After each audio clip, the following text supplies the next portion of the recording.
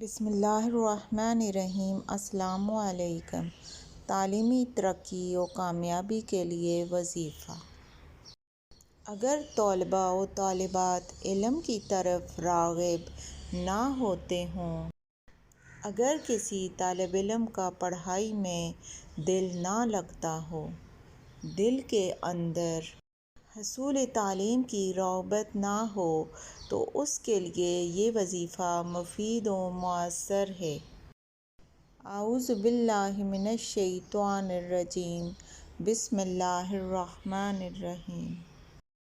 لقد مَنَّ اللہِ عَلَى الْمُؤْمِنِينَ اِذْ بَعَثَ فِيهِمْ رَسُولًا مِنْ أَنْفُسِهِمْ يَتْلُو عَلَيْهِمْ آيَاتِهِ وَيُزَكِّيهِمْ وَيُعَلِّمُهُمُ الْكِتَابَ وَالْحِكْمَةَ وَإِنْ كَانُوا مِنْ قَبْلُ لَفِي ضَلَالٍ مُبِينٍ۔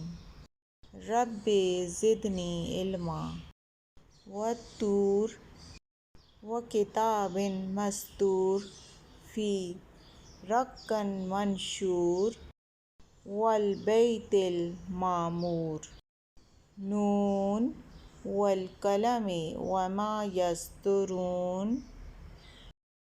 اس وظیفہ کو 11 مرتبہ یا 40 مرتبہ پڑھ کر دم کریں، نیز پانی پر دم کر کے پئیں اور پلائیں۔ اول و آخر 11 بار درود شریف پڑھیں، انشاءاللہ حصول علم کی رغبت پیدا ہوگی۔ جزاک اللہ۔